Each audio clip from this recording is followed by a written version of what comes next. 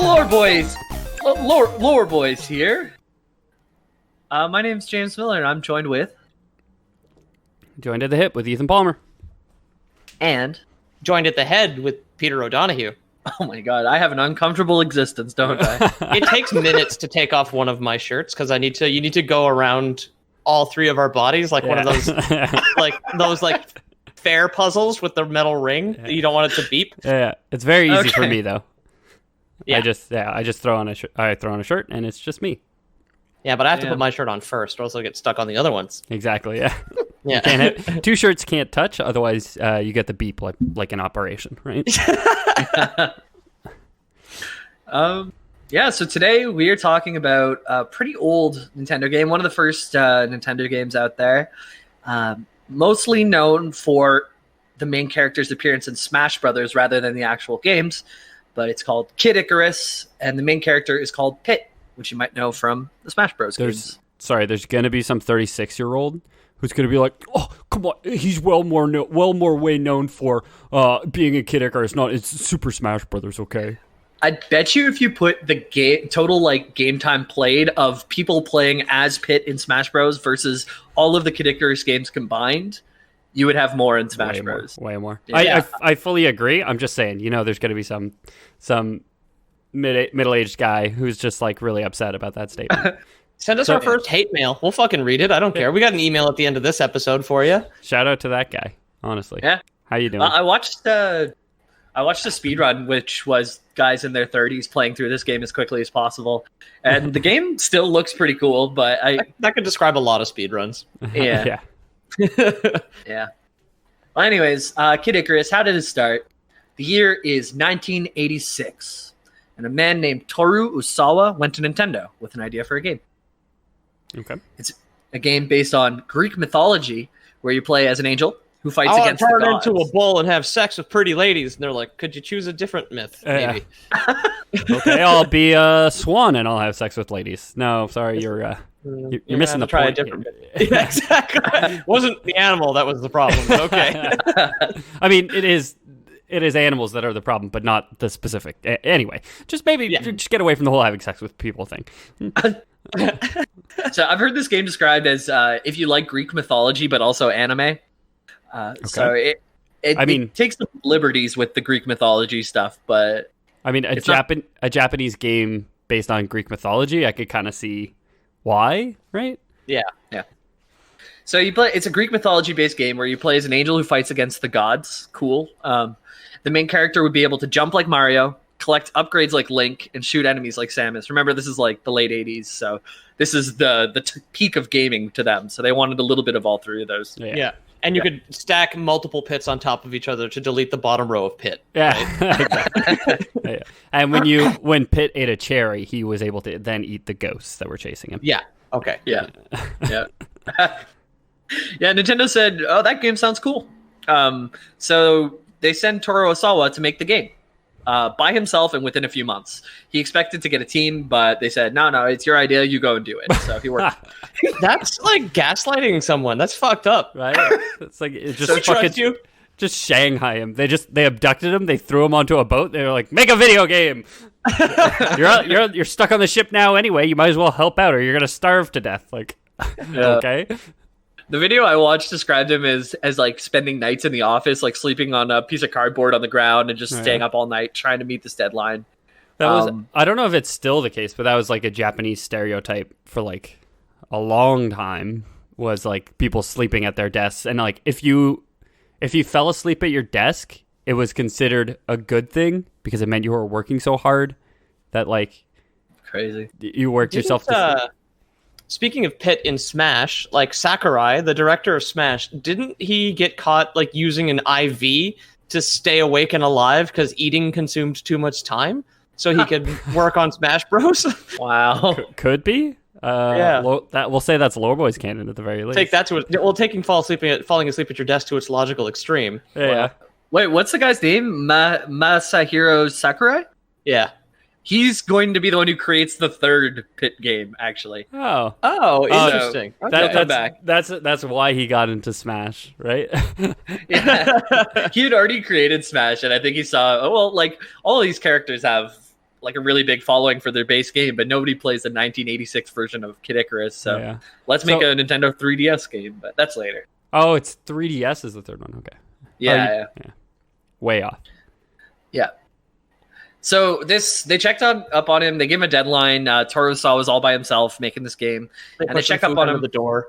Yeah, 4 months before the deadline, and they saw that Kid Icarus or Pit was represented as basically a block. He didn't even have a character model yet. Some of the levels were coming together, but it's really rudimentary. One guy cannot do this alone. No kidding. Yeah. Yeah, this one guy team who only came into us with an idea couldn't finish a game by himself as quickly as we thought. So the original Metroid that came out in 1986 had just came out. So the whole team that was working on Metroid, which is not a huge amount of people, probably like 4, 5, 6 people, got moved to Kid Icarus's project. So they started working together. And in the last 4 months, they made a game. The game came out, it was finished 3 days before the deadline, but it had no end credits. 5 to 6 levels were cut, but it was good enough. Kid Icarus was born. So what is that's the lore behind real life, how it came to me? What's the lore of the actual game? I don't know, Jamie. Why don't you tell me? Oh, I was hoping you were coming together with that one. But I knew you told me to like bring some notes or whatever, but then I was like, Jamie's a nerd. He'll just do it anyway. And I did it. Was I wrong? Yeah, I was right. I knew it. You silly nerd. So this game was set in a time when men and gods coexisted. It's Greek mythology. So, by the way, we're gonna cover 3 games. The first game is now. The second game, we're gonna say the name of it and dismiss it because it's not canon. And then we'll talk about the third game in depth. The first game is like pretty easy to follow. Second game, we're gonna ignore it. The third game is kind of anime bullshit. Like it gets really crazy, but we'll get into it. So this is kind of like Fievel Goes West in that case. We've got an American tale about not quite like European Jewish immigrants coming to America, and then Fievel Goes West is the cowboy one, and then the third one is like the treasure of New York or whatever. And it just turns out that Fievel Goes West, the second one, is non-canon and was technically a dream that he had. Okay, I didn't even know there was a third Fievel Goes or a third American Tale, but I really liked the second one as a kid. I've seen Fievel Goes West multiple times. I have never seen an American Tale.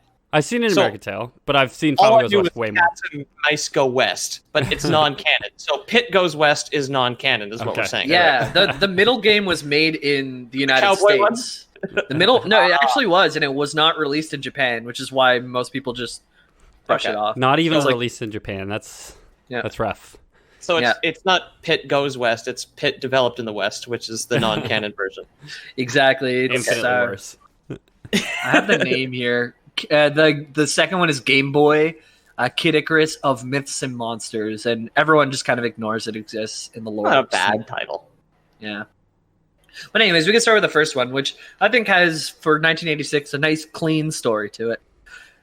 So Kid Icarus is set in a time when man and gods coexisted, living in harmony in the kingdom of Angel Land. Okay. Awful. Named? Yep. Yeah. Did they not? Did they had Olympus right there? Like angels. Like I don't think did the Greeks have angels or any concept of angels? They had demigods. So like Hercules, I guess is analogous to an angel, right? Yeah. Is he sort of? I believe it's pronounced Analgus. Analgus. Yeah. Lore Boys canon. But yeah, like Pit, and I only know what he looks like from Smash, obviously. But he has the feathery wings, right? Yeah. He's a cherub. He's described as an angel for sure.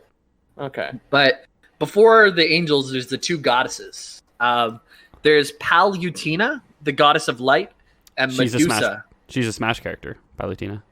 Oh, is she? Yeah. Great. Yeah. Okay, so she's basically Athena for the purposes of the story. Goddess of That's war? what the forums say, anyways. Goddess of wisdom. Yeah.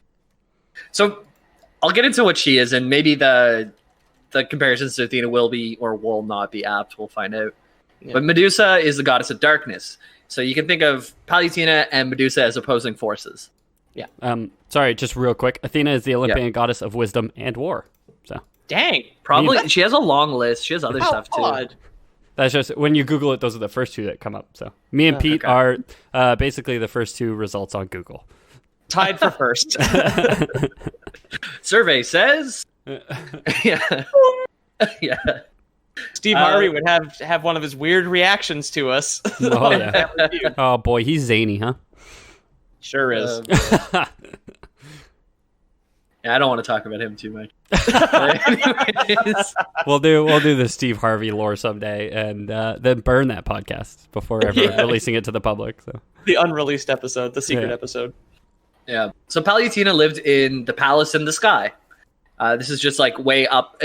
Kid Icarus, the way that the first game is played, I've played it on Switch. So if you guys want to play this, if you pay the $10 for a year of online services with your Switch, you have a copy of this game already on the NES player. And it's instead of going left to right, which most games do, you start in the Underworld and you're working your way all the way up to the palace in the sky. So it's a lot of climbing and the screen wraps around. So a lot of the staircases will lead from the left side to the right side of the screen and then continue from the left side to the right side on a higher level. That's so it interesting. wraps around. Considering we were just like shitposting earlier, it is kind of like Pac-Man, where it has a little hallway to the other side of the screen. Sorta, yeah. The gameplay really doesn't feel like Pac-Man. You're like, it's a platformer where you're shooting and stuff. Just that comparison, the fact that we The screen wrap, yes. stumbled into being partially right. Survey says. So for the palace in the sky and the underworld, are these all in relation to Angel Land? Like Angel Land isn't in the sky; it's like Earth. Angel Land's like in the Earth. It's like the city in the middle. Yeah. Okay. So Palutena actually in Angel Land is all below her. She's constantly giving her light to the peasants that makes their crops grow. Okay. Medusa, being the opposing force, is constantly just undoing whatever Palutena does. She builds a tree and then Medusa chops it down. It's interesting that they chose Medusa, because Medusa is not a god or a demigod. She's a gorgon, which is like some kind of fucking monster. Yeah. She's not a monster yet. She's a beautiful angel at this point in the story. Hell yeah. Oh. Yeah. So so you said peasants, are all the peasants angels because this is Angel Land? I don't know. Okay. I assume they're people, but because Are we I gonna know get at one point monster girls? they ask like why are you always standing up for the people? Because especially in the third game, all the gods kind of start fighting each other, and no one gives a shit about the people except for Pit. So I think. So he's Tyrael from Diablo. Man, yeah, but Blizzard. That's way ahead. That's way ahead. Right now, Blizzard really has no original ideas. Right now, all we have is two beautiful goddesses. One who's building card castles, and the other one who's knocking them down. Okay. Right? Yeah. Also, Medusa has the power to turn people to stone, so she'll do that from time to time. Okay, well, she maintains that power as well. Yeah, she's a beautiful angel, but she still has snake hair that turns people to stone. Nope, no snake hair yet. Oh But yeah, okay. This is exactly when it happens. In When anger, did she start dating Mike Wazowski? In anger, Palutena transformed Medusa into a hideous monster and banishes her to the underworld because she keeps undoing everything that she's doing. Okay. That's petty Medusa, enough for Greek mythology. That's legit. Yeah. Medusa wanted revenge. So she plans to take over the palace in the sky. And Medusa joins forces with the monsters and evil spirits of the underworld and creates an army. And eventually gets bigger than Palutena's army. And she has centurions, which are like shirtless dudes with wings flying around. Hell. Yeah. Yeah. But the demons won that. I love that Palutena's like, you know what? You're becoming a real thorn in my side, okay? So I'm going to send you to this place called the Underworld, where you're going to have a lot of like-minded people who are, eager to unionize and rise up against us people who are living in a beautiful palace in the sky, okay? Yeah. That'll teach you. Yeah. I think they're all fill-in. Yeah. It was a bunch of cronks, basically. They're all like brawn, but no brains. So whenever the demons came up, they kind of just panicked. And they lost that. Just they're himbos, right? Yeah. Oh, so the centurions, many of them were... What's that? Many of them were turned to stone. Yes, go ahead, Pete. I said, is that the term for like the Fabio Angel guys, the himbos? Is that like the a dude Instagram thought, basically. Yeah. So like a bimbo is a dumb beautiful woman, and a himbo is a dumb beautiful man. Oh, okay. Okay. Sorry, there was a whole Twitter discourse on this. That the fans are gonna love that joke. Okay. Okay. I don't know. Just like the regender terming of a job just made me think of one of our old bits where someone called nurses doctors or something like that. I called, because we redid this for the 100th episode, I called female doctors big nurses. Oh, that was awful. But himbo kind of gives me the same vibe to that. No, so himbo, it's not like a single axis, it's like a 2-axis, and there's a whole chart you should see. They're at two of the extremes. So you got like dumb, smart, chaotic male, himbo. Female. You know? Okay. And then if you end up like max dumb, max male, that's himbo. Max dumb, max female, that's bimbo. It's a political alignment chart, but for your whorishness, basically. Yeah. Okay. All the himbos returned to stone. And Medusa took possession of the 3 sacred treasures. These are like what you need to beat the boss in every Kid Icarus game. Is you have to collect the 3 big upgrades to finally fight the boss. Yeah. It's the Mir Shield, which is in Zelda as well. Mm-hmm. The Arrow of Light in Zelda as well. And then the Wings of Pegasus, which you have the Pegasus boots, which close enough, I guess.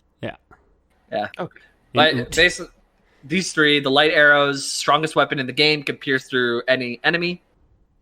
It also shoots through enemies too, so you can hit multiple targets if you line them up. Well, that's what pierce through any enemy would mean, right? Yeah. Well, it doesn't. Yeah, it could. Yeah. I mean, like, just because it goes through something doesn't imply that it has enough force to kill the thing behind it, right? Fair. Yeah. Okay, so it's a semi-lethal weapon. So it kills the guy in the front line and just incapacitates the guy in like the second line of soldiers. It goes through all humane warfare. Yeah. It'll go through the first guy, killing him. But then if it hits another person behind him, it'll kill that person, bring the first person back to life. Am I getting this? Am I understanding this right? Or So to fight Medusa, which is the last boss, you need the light arrows because it's the only arrow that'll do damage to her, basically. Okay. Do you rescue any of the himbos? That's way later. Right now, I'm just talking about the 3 treasures. Okay. The next up is the Mir Shield. And it's actually not way later, but we'll get to it. The Mir Shield is an important artifact during the final showdown in the palace in the sky. It does not only deflect projectiles from enemies in the palace, it is vital in the last battle with Medusa. The mere sight of her eyes would turn you into stone, so you need to use that to reflect her glance. That's directly from Jason and the Argonauts. Okay. Yeah. She turned herself to stone. That sounds right. As far as I know, that's how Jason defeats Medusa, yeah. Okay. I don't know. I was picturing he was like holding his shield and like she was behind him, you know? So he's like got his back to her and he's looking at his shield in front of him so he could see her like that and then just like flailing with his sword. Yeah. So he doesn't have to look right at... Yeah, if you look at her through a mirror, it's okay. It's okay, yeah. I think so. Unless she's also part vampire, in which case she just doesn't show up. I don't know. Ooh, is a Medusa a Dracula? Yeah, I don't think so. I don't know. Well, what would the main character from the Castlevania series do when he encountered a Gorgon? Probably kill her. So whip the shit out of her. He also kills vampires. So I mean, confirmed a vampire. Yep, perfect. Third and final of the 3 treasures is the Wings of Pegasus, and this grants unlimited flight. It also lets him get up to the palace in the sky for the last confrontation, so he really needs those. So video games, you have to collect the 3 things before going to fight the final boss. So basically it's an upgrade, because I know Pitt has wings already, what with being an angel. He's flightless. Oh. He's flightless without the Wings of Pegasus. No wonder he empathizes with the peasantry so much. He can't even fly. He's a shitty angel. Yeah. He was the runt of the angel litter. He got abandoned by his angel mom, so he kind of grew up with the peasants. Yeah, they found him in the barn. Yeah. What will we call you? Palutena. You, Medusa. You, Athena. Oh, that one, Pit. Pit. Yeah, No, we need him. Yeah. Yeah. Well, I mean, in a world full of beautiful himbos, like a twink is gonna stand out, right? Apparently, the hero that we need. he's also there's parallels with him and Cupid from Roman mythology. So he's like the god of love. I don't know if the god of love is flightless. I haven't read that far into it, but Cupid is always depicted as a cherub with wings. Yes. In modern day Earth. Western canon. Yeah. So Greek and Roman, pretty Western. Well, yeah. So Medusa, she now has the palace in the sky. She's taken it over. Her sister banished her to the underworld. She rose all the way up from the underworld and took the palace back. Palutena is imprisoned within that palace. The previously peaceful realm of the Angel Land was quickly turned from a paradise of land into a darkness ruled by the god Medusa. Without any other hope, she asks for the help of Pit, Palutena. So he was down in the underworld at this time. I guess he got knocked down whenever the big battle happened. But did he get up again? Oh, he Chumbawamba'd it. And, he wakes up to Palutena granting him with a magic bow and arrow to assist him in escaping from the underworld. And this is where the game starts. You start at the bottom of the underworld and you fight your way up. Okay. Oh, neat. So the entire game, level by level, is just the ascension. It's not like multiple. Okay, cool. Hey, exactly. I'm a goddess, and I really need your help. I've been imprisoned by my catty sister. Here's a bow and arrow, but not the arrow that you're going to need to actually do any damage to her. You're going to have to go find that on your own, okay? Yeah. Cool? Yeah. Thank you. What was your name again? Heap? No. It was something like that, right? Hole? Pit. Oh my Pit. God. Right. Yeah, if you think this one has plot pits, wait till we get to the third one, dude. It's crazy. You mean the guy who made Super Smash Brothers isn't good at making a cohesive storyline? What? Yeah, when does a big glove show up? Yeah. Fucking problem. That's clever. They drop one glove into a vat of potion, which turned one glove good, and another glove into a vat of evil potion, which turned the other glove evil. I almost did Glover for today's episode. I told him a little bit about the lore ahead of time. So yeah, that is Lore Boys canon. The glove in Super Smash is Glover. I can't wait till Blizzard steals that idea. Oh, for God's sake! It's fucking StarCraft Gloves of Liberty. 2028. Yeah. So Pit, he travels out of the underworld, across the overworld, into the land of the sky, and confronts Medusa in the Palace of the Sky after retrieving the 3 treasures.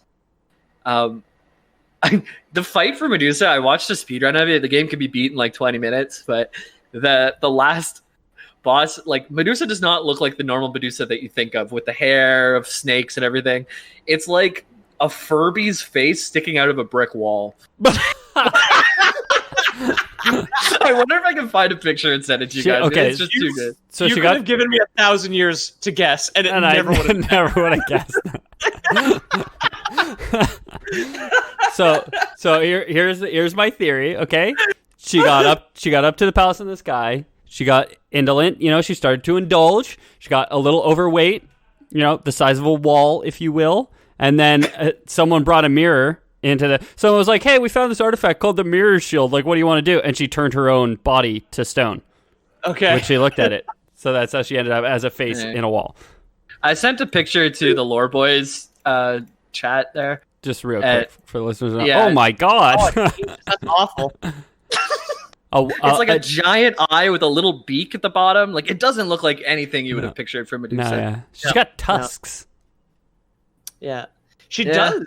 Speaking of the team that worked on this, she does look a lot like the fight with Mother Brain in Metroid, though. Yeah.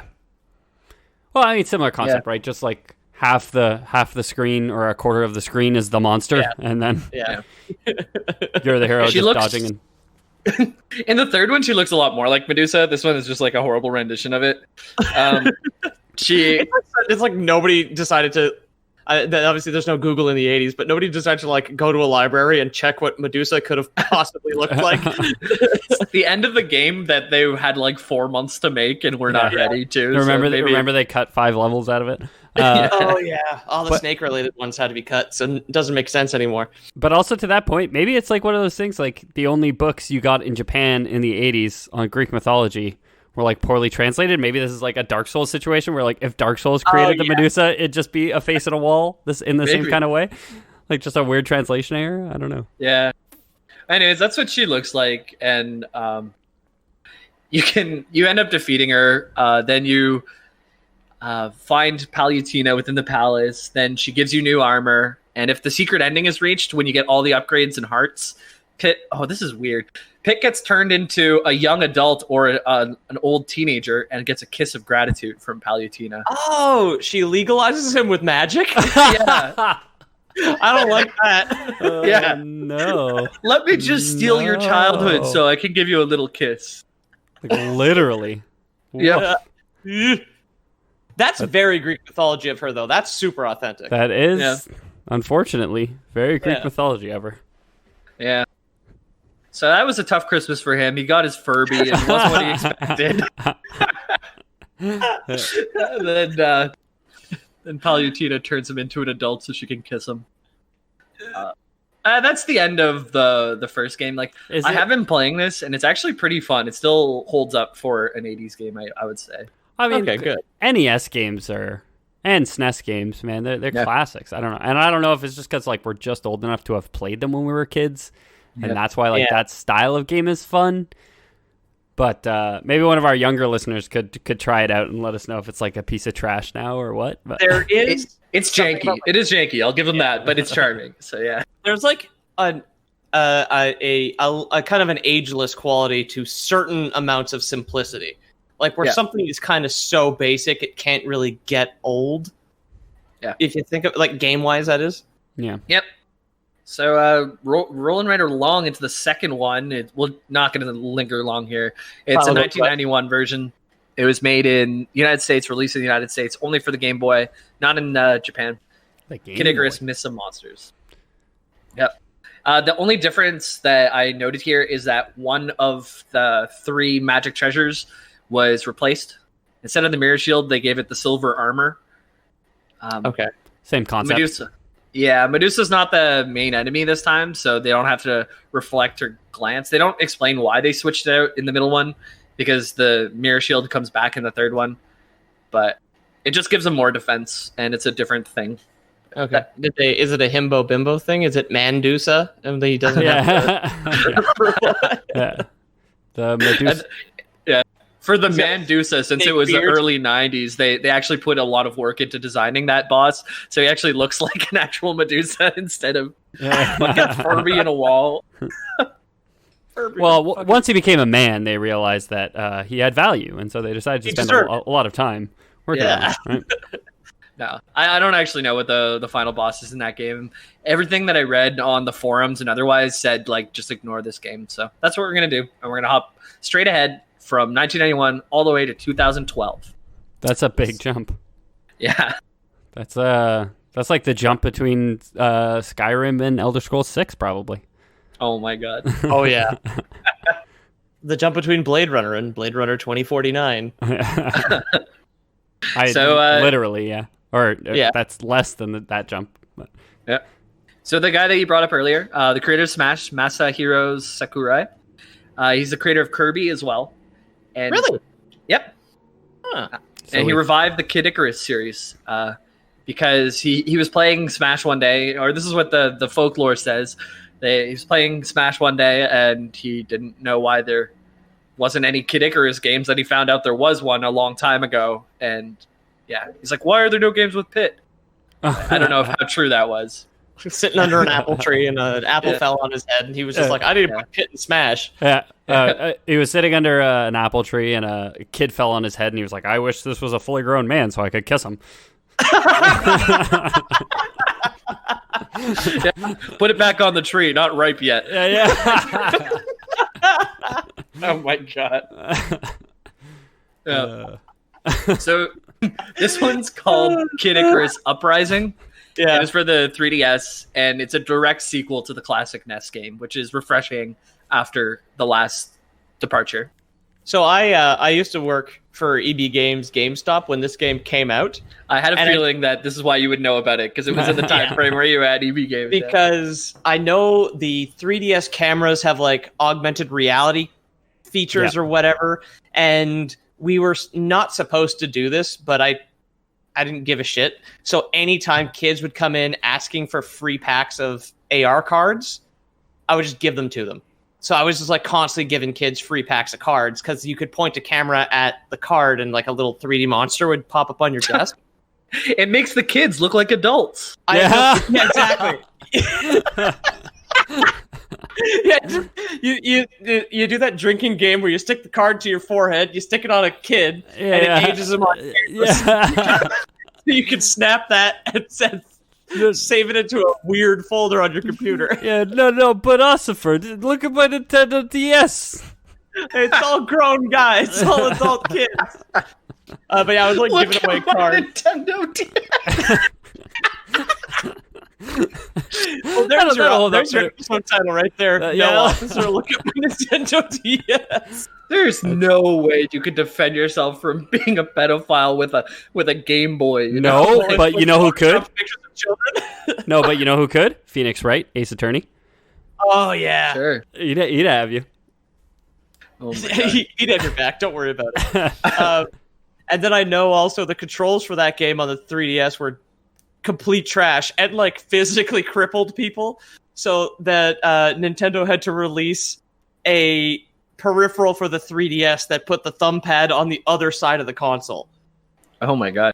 Yeah, and there was only one dude who wanted it. I remember he would always come in, and it was like, Nintendo made literally 50 of these and shipped us one, and it hasn't showed up yet. Your pre-order is still valid, dude. Wow. He was of age. I didn't need to take secret pictures of him with my 3DS thing. Yeah, good. So let's. I don't want to dwell on stuff that weird rabbit hole that we ended up in. Yeah. Let's move on from that, because this game is 25 years later in the actual universe, or 24 years later in the Japanese version. For whatever reason, they distinguish that. The Japanese is a different calendar. Yeah, they were 1 year behind for some reason. They're still in 2019. They don't know anything about coronavirus. Okay, wait. When you say actual universe, do you mean in lore universe? Yeah, in the Kid Icarus universe, the distance between Kid Icarus and Kid Icarus Uprising is 25 years in the game, or 24 in Japan. Okay. Interesting. Yeah. See, I had misunderstood. I thought you did the math between 1986 and what? It's close. Oh, and somehow came up with two answers? 2012. 2012? Well, that's 26 years, 1986 to 2012. Is it 86 or 87? Anyway. It would have been close to 86 or 87. Yeah. So about 25 years. It's close to the real life distance and time. So. But instead of being 24 or 25 years, it's 25 or 26 years. Yeah. So I know a lot of American fiction likes round multiples of 5, which is why a lot of American fiction is 20 years, 25 years, 50 years. It's a cliche I actually hate, is that everything significant happens to happen on a multiple of 5. On a multiple of 5. So that might be that's not even Lore Boys canon. That's my own crackpot theory. Okay. Here's your math lore. 24 is a way better number, okay? There's way more factors that go into 24 than there are. I don't buy a 2-5 at the depth when I want to get loaded with the boys. You buy a 2-4. 1, 2, 3, 4, 6, 8, 12. Like, come on. They all go into 24. This is the most convoluted game, and I cannot believe that we're spending so long on the 24 or 25 year part. Okay, how many go into 25? 1, 5, 25. That's it. That's all your factors for 25. That's some bullshit. Okay. So the premise for this game, the way it starts off, is Medusa has been revived. So bad girl alive again. And sorry. The second game is not canonical. No, we just don't even pretend it exists. Yeah. Okay. Just wanted to make triple sure there. Yeah. Everyone says it's not canonical. So we finished off. Medusa was defeated. Pit gets turned into an adult and gets a smooch if you got the right ending. Hell yeah. And If not, it takes place 25 years later. I'm not sure if that means from him being turned into an adult or from a kid. That was my second question. Is he in his 40s now? Yeah. He's got a gut. He's let himself go. Yeah. All these angels look very young. But so Medusa's revived and once again attempts to eradicate mankind and get revenge on Pit and Palatina. Okay. And it's up to Pit to stop her and the Underworld Army and to restore peace to Angel Land. So once again, you go and fight. One important thing that happens on the way to Medusa is Pit discovers an item called the Mirror of Truth. Okay. Like the Eye of Truth from Zelda? Maybe. Does the Eye of Truth give you a doppelganger? No. Oh, is it Dark Pit? This is how Dark Pit's created. He looks at the Mirror of Truth and it creates Dark Pit, which is not... He's not like part of the Underworld Army. He has no allegiance to Pandora, even though that was who made the mirror. But he has his own free will, and he's a super edgelord. So after he goes and gets the 3 sacred treasures, Pit challenges and defeats Medusa. So yay, game over? No. This is about like an hour and 20 minutes speedrun version to get to the end of Medusa, which is longer by 3 times in the first game. But the carpet gets pulled out from underneath you, and you realize that Medusa's not the main enemy. Hades is the main enemy. Okay, cool. So you defeat Medusa, and that's what you think is the end, but is not the end. And Hades has a master plan where he tricks mankind into believing that there's something that exists called the Wish Seed, an artifact that can grant any wish to any person who holds it. And he tells some people that other people have it, and other people that other people have it. It doesn't exist. But everybody's killing each other now to try and get it. But Hades collects all the souls, so that's in his best interest. Hades making real Thanatos moves out here, huh? Yeah. Who's Thanatos? He's the god of death. Oh. Hades is he's like a Castellan. He's like a steward, dude. He just makes sure none of the dead leave. He has no business in actually making them die in actual Greek mythology. Okay. I didn't know that. Yeah, so this draws the nations of the human race into an all-out war. Everyone's fighting each other. And this draws in another god, Viridi, the goddess of nature. So she starts battling with the humans and the underlords. She's just killing everyone with these things that are called nature bombs or something like that. They're basically just nukes that she's dropping on everyone. It's natural. It's all natural. It's good for you. Yeah. This is a gluten-free bomb, okay? Yeah. It's no naturally soy. occurring acid. Don't worry about it. Yeah, it has a CBD oil infusion in the center, so after you get all the burns, you're really chill about it. Yeah. Yeah. She starts coming out and with all her force. Servants of the Underworld really don't like that she's messing with them. Like, if she was just killing humans, that'd be fine and dandy, but Underworld servants are also getting hit by this. So they go and take out Viridi's generals and installations, which frees what are these aliens. They're called Chaos Kin from the Lunar Sanctum. This is the first of 2 groups of aliens that will enter the fray. This is getting wild, okay? Can I just say when you said this is convoluted? All right. Chaos Kin are half the aliens that are about to be involved in this war between nature, the Underworld, Hades, and Dark Pit and Palatina. Yeah, Dark Pit, Palatina, Hades, the nature people, and the Underworld people. Okay. And the Underworld people order. Pit and Palatina are on the same side, at least, right? Yes. Okay. Yeah, but not forever. Oh, God damn it. Oh, good. Because, it was a little too linear for me at this point. And just, not everything's so black and white, Sakurai. Yeah. Come on. So all the forces that be are basically in an all-out war with everybody. But when Viridi starts to weaken, she's the goddess of nature. She had control over the moon, which is the lunar sanctum, which was a galactic prison disguised as a moon. And that's where the Chaos Kin come from. They're weird brain aliens that have magic powers. And they come out of the moon whenever the nature lady becomes weaker. That's like some kind of actual conspiracy theory that the moon is hollow. and like full of monsters. So I'm glad that Sakurai's he's got multiple tabs open when he's fucking trying to write the story for Kid Icarus Uprising. Yeah. Isn't that the story of Dead Space? Moon's full of monsters. The moon is a monster. Yeah. The moon's made of meat or something. Yeah. So to bring in the other aliens right away, so we have all of our cards on the table. God. The massive scale war between the forces of nature, the Underworld army, Pit and the humans, and Palutena in there. A mysterious alien race called the Aurum, Aurum, Aurum. Aurum? Are they Aurum? golden? They take notice and attack the Earth, ransacking it for resources. So we got the Chaoskin, we've got the Aurum, we've got the Hades Underworld, we've got the Nature Viridi, we've got the humans, Pit, and Palutena.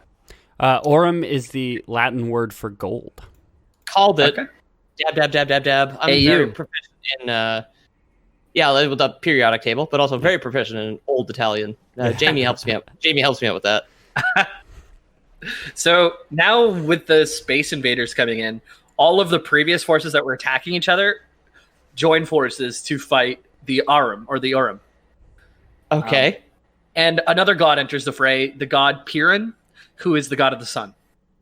Okay. So they all fight the Aurum, and without getting into, there's details that I cut from here because it's already confusing enough.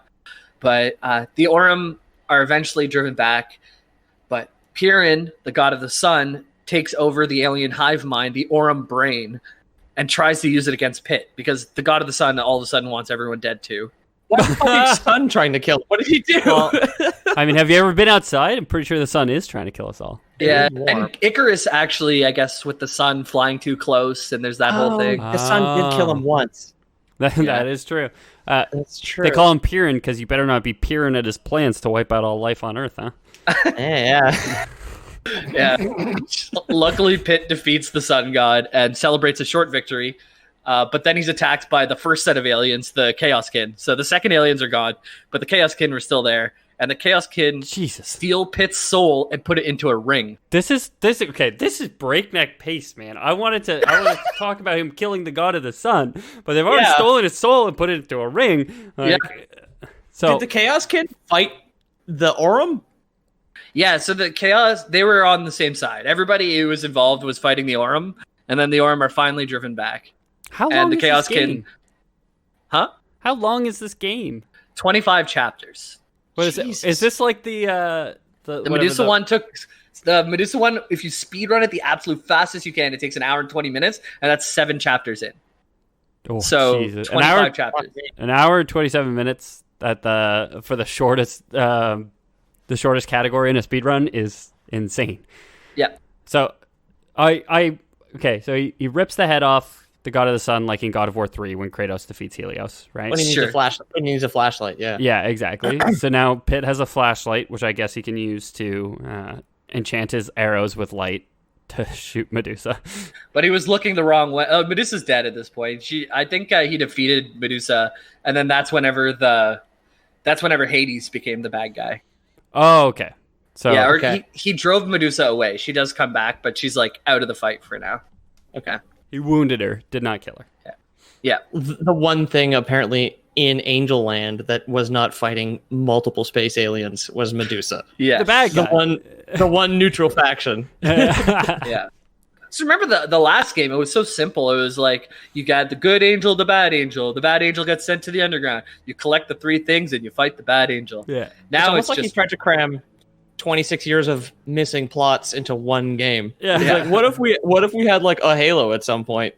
And it's just, and I don't know if I know Jamie hasn't seen it, but I don't know if Peter's seen the last Star Wars sequel, The Rise of Skywalker, where it's just the pacing in that movie is just insane, where they're just like every 2 minutes it's like changes scene to like a completely different plot thread, and you're just like the entire time you're like, what the fuck is going on? Like just feels like that to me. Okay, so the ring. Now Pit is in a ring. Pit's soul is in the ring. His body still exists, but it's taken over by the Chaoskin.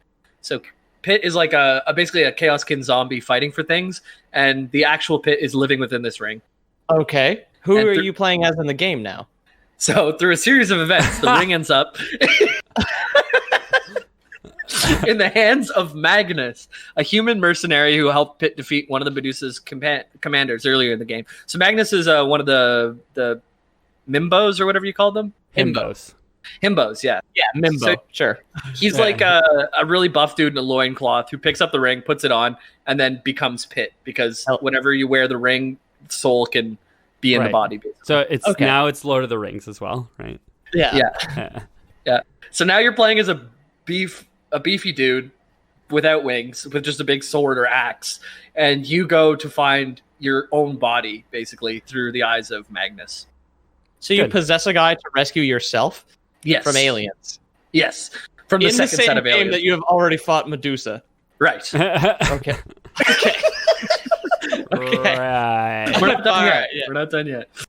You killed the god of the sun because the god of the sun was trying to kill you and all other life on Earth. Oh, Yeah. that. Excuse me. Dark Pit's still out there, right? Like we haven't really touched on his. We forgot about yet. Dark Pit.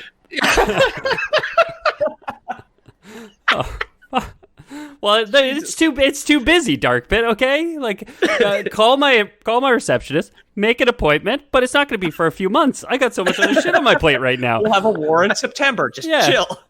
Dark Pit, I'm in a ring. A buff guy's carrying me to my body so I can get my body back. Okay. It takes longer to read through the plot of the third game than to actually program the first one. Like it's crazy. Yeah. So now he ends up fighting himself and being able to.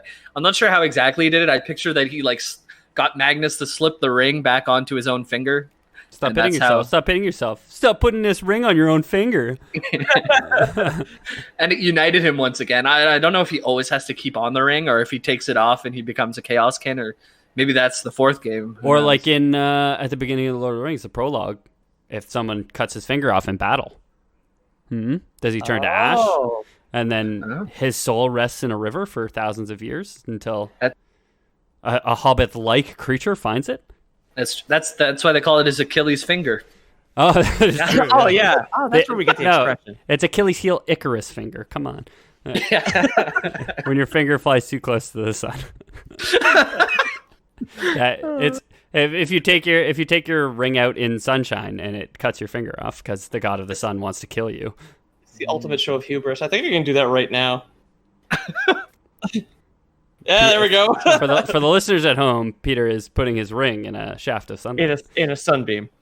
Yeah. So now Pit is himself again. He finds out in the time where he was getting back to his body, Palutena was actually taken by the Chaos Kid. So Pit and Dark Pit team up to go save Palutena. Dark Pit, yeah, he's not against Pit. He's just kind of like, who am I? Where did I come from? I don't belong here. He's all edgy. And Shadow and Sonic would team up from time to time. Yeah. Okay. Yeah. See, you got to put it on a Sonic level for Pete, and then he gets it. Disturbed does Phil Collins covers is what I was thinking about. But so at this point, it is a shaky relationship, though. Pit and Dark Pit really become friends in the next couple arcs that'll happen within 3 sentences, I'm sure. Wait. No, there's not a couple arcs. We're playing one video game. Characters can't have 3 arcs in a video game. They can now. In this game, right. they did it. All right. Knowing that this is the guy who created Smash Bros. Just really does fit so well, where he's like, I'm going to take 40 characters and we're going to make a story where they all fit in together somehow, Yep. Just very yeah, it's crazy. So at the culmination of the battle where they're trying to take Palutena's soul, or they have her soul, and they're trying to bring it back to the Chaos Vortex with this other plane of existence where they come from, I guess, but they were stuck in the come from the vortex. Yeah, it's not really clear to me, but they go to another dimension, basically. Pit and Dark Pit give chase and go through this portal into the other dimension and track down the Chaos Kid. They finish it off and restore Palutena, but the Chaos Kin is like this one big entity because with its final bit of strength, right before it's dying, it jumps off a chaos cliff into a chaos hole and brings Dark Pit down with him. That's what I call my butt. The chaos hole. The chaos hole. And that's when the finger flew a little too close to the sun. Yeah, right. That's the Icarus finger. It's when you combine your dark pit with your chaos hole. Yeah. That's the Icarus finger, there, boys. I'll let you guys figure out what the ring was. Okay. So now the Chaos Skin is pulling Dark Pit into this hole, and Pit, in a moment of glory and valor, dives down after him and reactivates his power of flight with his last bit of energy, and he saves Dark Pit, but sacrifices himself in the process. And he's left in a near-dead coma without his wings. Cool. Game over, huh? You might think that, but not quite. A mortal man would say game over, but not Sakurai with his desk IV drip. Yeah. So Dark Pit so the next thing they have to do is in the Underworld, there's something called the Rewind Spring. And It's a spring of divine water that allows the user to turn back the effects of time. I was thinking return VHSs without penalties. I was definitely thinking of a springy spring, like something you find in a mattress. When you said rewind spring, I was like, that's fucking stupid. Like, he just jumps into the pit and there's just a big pile of springs at the bottom. He just bounces right out of the pit. Yeah. So there's so many beats of the story, I kind of just have to skip straight to it. They got all the way down to the spring.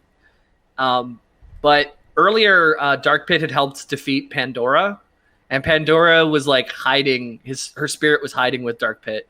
So waited till they got to the Rewind Spring, and she uses that to revive herself and turn into the humanoid Amazon form that she normally is herself. And then you get to play as Dark Pit and fight Pandora. Oh, she's bad. Yeah, she's bad. Okay.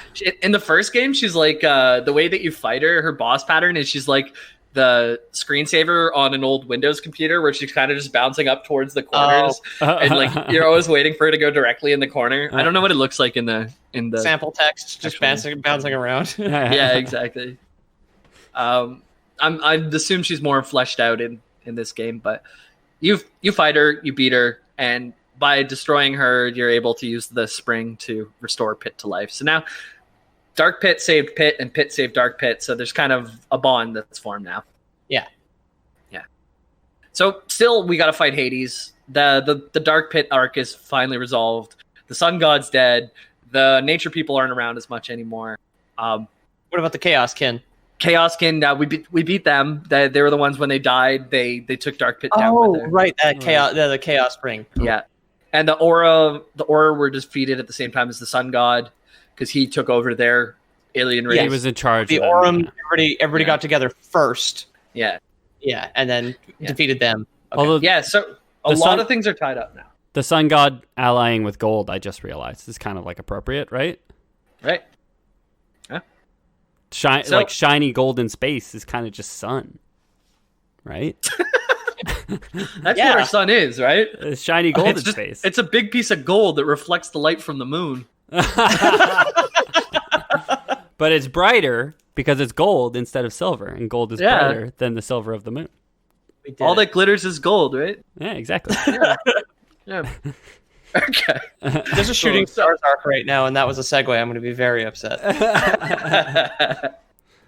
So now what's left to do is to defeat Hades. He's still a big dick, but we don't like him.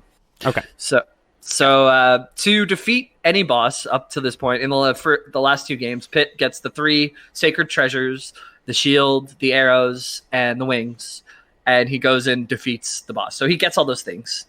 And he gets to Hades, and Hades just like smacks him down and destroys the treasures completely. You know, it'd be okay if the game just ended here, though. Yeah, I know. Hey, you got to the final boss. Aren't we ready? They cut us at the 7th chapter. They made us think it was the final boss, and then kept it going to 25 chapters. But we're here. I mean, I guess if you like the game, it's all good surprises, right? Yeah. But, oh, sick. Yeah, now aliens are invading. I won't question why, but I'm happy I get to fight them. I'll kill the sun. I don't care. Yeah. The sun is the second boss. Yeah. So he destroys it, and then he straight up vores Pit. Like, he eats him. Okay. Okay. Gotcha. And then Pit you have to make your way through Hades' body until you find the heart, and then you attack the heart, causing it to explode. But this doesn't defeat Hades. You destroy his heart, and then Dark Pit comes in with a lightning chariot and swoops you out of there. And that's round one. You gotta regroup to go fight Hades again. Where did Dark Pit get a lightning chariot? Hades then returns the presents to Whoville? What the fuck is going on? Yeah. Maybe this makes more sense if we play through the whole game, but just reading about it, dude, I was like, what the hell is going on? This is like a fucking Lewis Carroll novel. Like, what the fuck? Yeah. It's like he just got high on opium and just like rode around making up stories while babysitting or whatever. Oh, what now? Pandora was hiding inside my twin that I got out of a mirror this whole time? Well, why not? Guess I'll kill her too. Yep. Oh boy, my own soul got put into a ring. Well, better give it to this manly man wearing nothing but a loincloth so I can go find my body again. And then I'll put me back on and stay as myself or something. Yeah. So now the next step, the 3 treasures are destroyed. So Pit seeks out Dyntos, Dyntos, the god of the forge, who makes all the weapons. Okay. That Pit uses up to this point in the game. And Dyntos puts you through 3 trials to test his worth. I can just imagine playing this game and wanting to be done at Hades. And like, now you have to do 3 trials to get the next weapon. Yes, holding this fucking thing with fucking 3 fingers on each hand, just like desperately trying to keep your tendons attached to your muscles. I'm so tired. That's why that sweaty guy really wanted that piece from EB Games, man. He was at the 3 sacred treasures, just got destroyed. He's like, I need it. I need to finish it. I mean, that's very Nintendo. It's like, oh no, the lore of the game is you need to go out and buy this real life Nintendo thing to finish the game. The 3 trials are 1, entering your parents' credit card into the game. 2, making this purchase. 3, plugging this into the side of your Game Boy. Yeah. And you can also take a picture of your face and print it out on our little printer. So Dyntos makes him do 3 trials, and he gets the final weapon. And it's kind of like a mech suit. It's the Great Sacred Treasure, which is a suit of flying armor that has like a laser beam in its arm and stuff like that. Incredible. Okay. Yeah. So now fucking a cherub has a Gundam. Love it. Totally makes sense. Why not? Yeah. Was it Daedalus, Icarus's dad? Yeah. He was the one that built the labyrinth, right? So he was kind of like an inventor in Greek mythology? Yes. Okay. Yeah. So Dyntos, Lore Boys canon, is Icarus' daddy. Cool. Oh. Yeah, Dyntos in the forums, they speculated on what he was. Like, there is a god of the forge, right? Hephaestus, yeah. Yeah, I think that's who they think he is, but for us, it's the daddy. Yeah. Okay, perfect. Yeah. So the fight, so he gets the new mech suit, and he goes to fight in the Underworld. And right now, Hades and him are fighting. They're matching each other blow for blow. But Hades starts making his way up towards the overworld, out of the Underworld. And he catches Pit off guard, and he crushes the Great Sacred Treasure. So its mech suit gets completely destroyed. Well, that was useful. While it lasted. Yeah. No, you got to go on this quest to get this Gundam. Oh no, your Gundam broke. Now you got to fight him without it. But then Medusa comes out of nowhere and kicks Hades right in the head and crushes his head.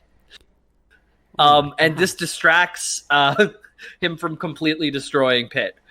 And Hades then sprouts a new head and destroys Medusa completely. Okay. Yeah. You know, so we've been comparing this game to a lot of things, but I just realized what it is. It's the WWE. This is hell in a cell, baby. Okay? Medusa off a 12-foot ladder straight into Hades. Okay? Yeah. Smash Bros, it's really cool to watch, but it's all fake. Yeah. They're just actors. They're just actors. Derp, okay? They're just didn't you know they're just actors? Isn't real, idiot. Captain Falcon rips a line of coke in the 80s and goes to fight Kirby or whatever wrestlers do. Oh yeah, brother. Falcon Punch. Okay, so yeah, he sprouts a new head and then easily destroys Medusa and resumes his attack on Pit. But by this time, Pit has picked up the arm from the great sacred treasure, the one that had the laser beam on it. Oh, my God. Picks it up, and he can't quite hold it up straight, and Veridi puts one hand on, helps him aim it. Wait, where the fuck was she? Yeah, she's been around. Palutena uses her energy to charge the weapon, and just as Hades is about to lay his final blow, Pit unleashes the full power of his No Nut November sacred treasure. Gets him real good, and Hades dies, and that's the whole story of Kid Icarus. I'm sorry for putting you through it. Oh man, that was a roller coaster. Yeah. That was a roller coaster in the dark. Like that was something. So just to recap, Yes. just Uprising. Let's see if I get this right. Okay, so Pit, 25 or 24, depending on which side of the planet you're on. 24, 25 years later, after the first game, and their Western romp where they were cowboys briefly, fights Medusa, and then defeats her. Then the moon cracks asunder. Aliens invade. Dark Pit came in right before Medusa, but found a mirror, looked at himself in the mirror, took a long, hard look at himself. And then he found that he's also kind of an edgelord, and then that edgelord was real. And the moon cracks asunder, aliens spill out. During the fight with those aliens, other aliens are just like, yo, this looks like some prime conquering territory. They show up, everybody teams up, but the sun is like, fuck that shit. Then you fight the sun. Yeah, the sun takes over the hive mind of the other aliens. He fights his way to the core first and then takes over. So he becomes the aliens kind of thing. You get turned into a ring and taken over by the Chaos Kin. Yeah, that's about the guy where I always cracked. Some guy puts that on, carries you back to your body. Yeah. You turn back into yourself, team up with your negative twin. Yes. Go into the Underworld to fight Pandora. Well, no. First, you rescue Palutena because Palutena was taken over. So whenever you're saving Palutena, that's when Dark Pit has his fall with the Chaos Kin. Right. He gets he sticks a finger in Ethan's butt. Goes down to hell. Goes down to hell. You guys fight Pandora, and then. Oh, Jesus Christ. It's the most recent part, but it's the most convoluted. Yeah. Then you move on to Hades. Right. First boss shows up, gets wasted immediately. Oh, no, you get a you get a mech from Hephaestus. Before that. You fight Hades. He smacks you. Treasures. Yeah, he smacks you. You climb into his mouth. You punch his heart a bunch. Dark Pit shows up in a chariot made of lightning that he got from somewhere. He got off screen. Yeah, swoops you out and then immediately goes, "Oh, damn, the chariot made out of lightning is out of gas. We won't be able to use it the next fight. Better go find something else." Yeah. You go find your long-lost dad and or God of the Forge, Dinotus? Dintos? Dyntos? Dintos? Yeah. Yeah. Dintos? The fresh maker. Yeah, Dintos the fresh maker. Dintos the mech maker. And you get a mech. You get a mech from him, which is completely worthless. And then you fight Hades again. Medusa shows up, dies. Then both your cool moms show up to load themselves into your gun, and you kill Hades. Yeah. Yes. Okay. Yes. We did it. That's actually pretty good. I would not have been able to do it if I hadn't been reading about it today. I was trying to make it a current meme so that we could date this episode. And as far as I got was Pit standing on the moon, looking at a giant mirror, saying, "Wait, it's all edgelord," and then Dark Pit behind him with a gun saying always has been, but then also aliens coming out of the moon that they're standing on. I don't know. That's as far as I go. Just too much. It's crazy. But Kid Icarus, if you do have a Switch and you have the online service, you can play the first one, which is kind of cool. I started to watch a speedrun for the second one, but I ran out of time, and or the third one rather. And honestly, it looks kind of cool. Like the graphics are pretty nice, and the gameplay looks fun. You're like flying straight through the sky and like shooting things with these crazy laser beams and stuff. I've seen some gameplay from it. It looks a lot like Star Fox. Yeah, but it does seem to go on a little longer than you're ready for. So really? Be prepared for that. Oh, really? Yeah. fucking could have ended 18 chapters ago, man. Like, yeah.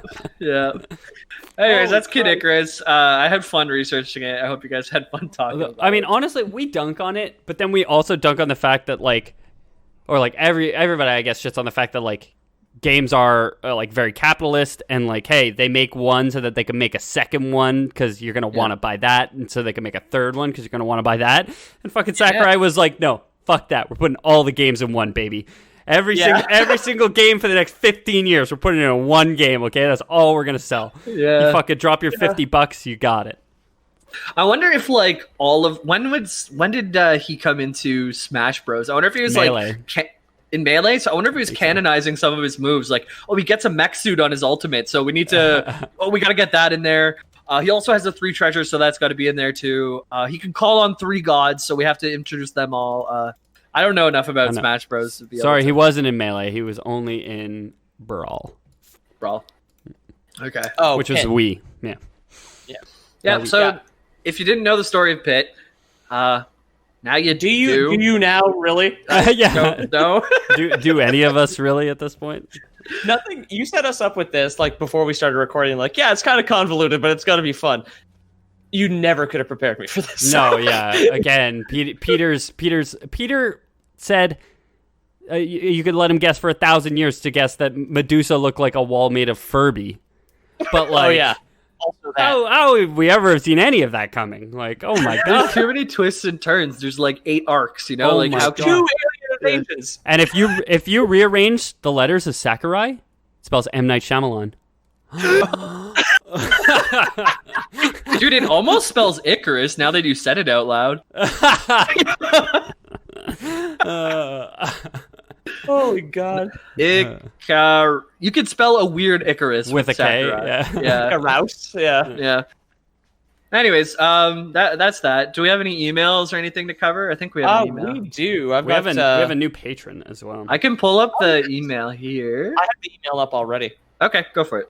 Yeah. You want to do the patron shout out there, Big E? Joseph Butler Hartley. Thanks so much for the support. Thank you, dude. Anybody who wants to support us, go to patreon.com/theloreboys. Yeah. Or Lore Boys. But I can't remember which. The Lore Boys. It's on our website, theloreboys.com. It all goes to the same place. Don't worry about it. Yeah, if you guys would like to play games together, there's been people joining the Discord. We have a wonderful Minecraft server that's been growing full of Lore Boys things. Thanks to Terry and 50Fo for helping out with that. Shout out.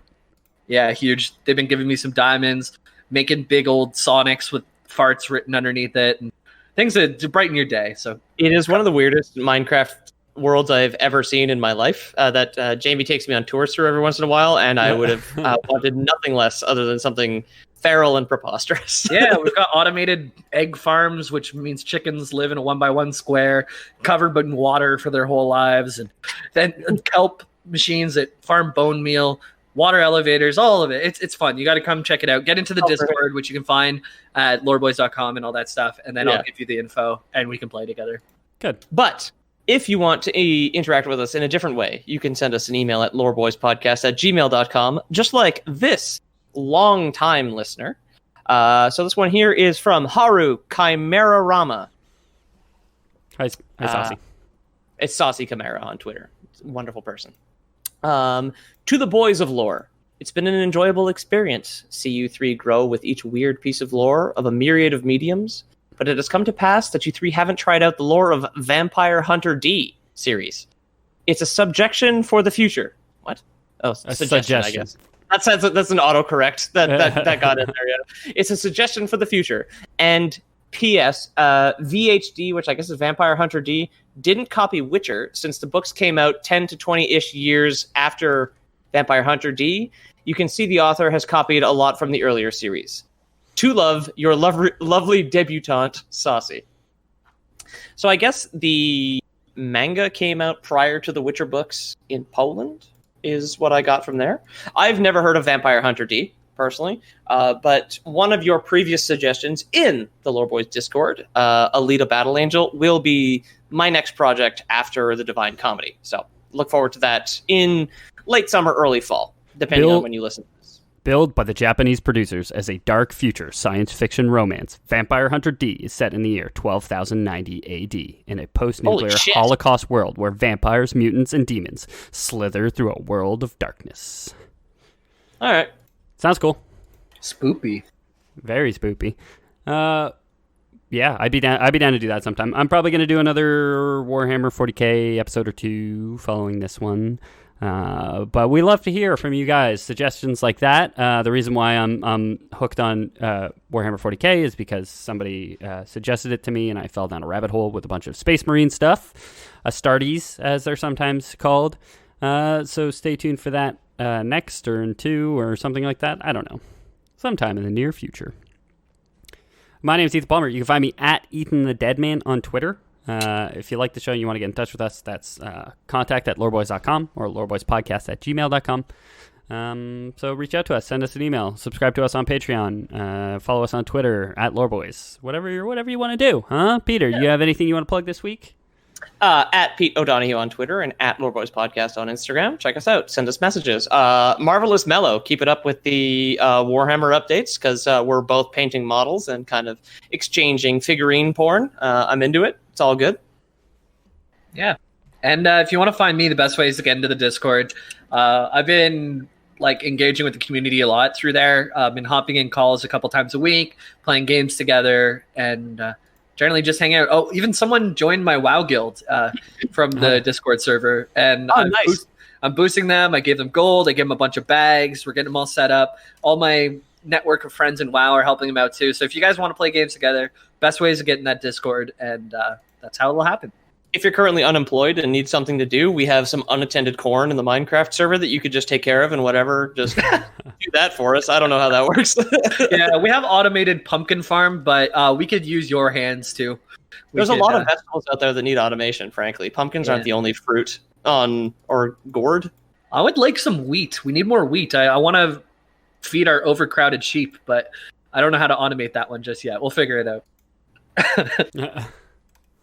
Anyways, I think that constitutes Lore Boy. Talk about Cash Money. There's still a subscription service available for anybody who is not confused by Kid Icarus. Oh, you're right. Oh yeah, we always have Lore Boys Prime for anybody who doesn't trust the folks over at Patreon, patreon.com/theloreboys.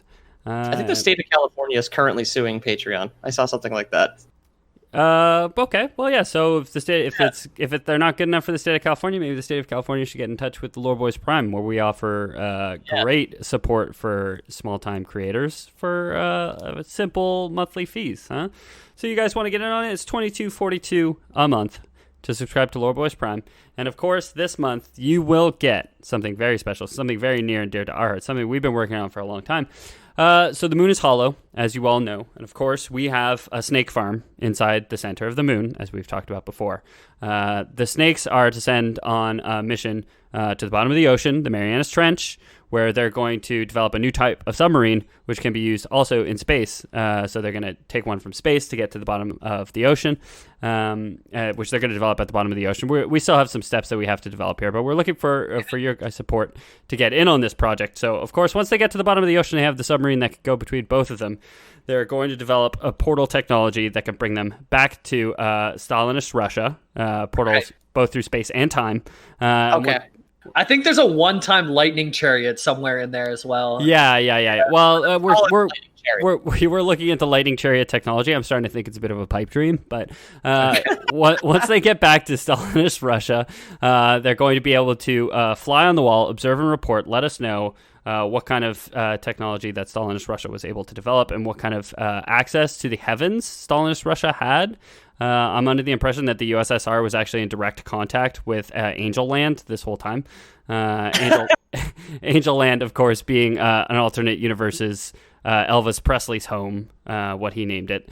So the USSR had access to Elvis Presley's house before he died. And of course, as you know, he died on the toilet while eating a peanut butter sandwich. And that peanut butter sandwich is going to be yours if you subscribe to Lore Boys Prime for $20.42.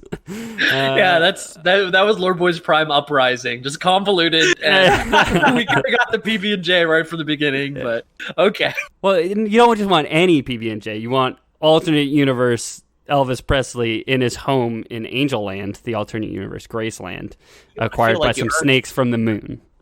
Right. Okay. Peanut butter sandwich. Got it. And Well, thanks so much, guys. That constitutes that would constitute the Lore Boys. Lore Boys. Oh. I think that this is only the first 7th of the episode. Then we have 25 more episodes.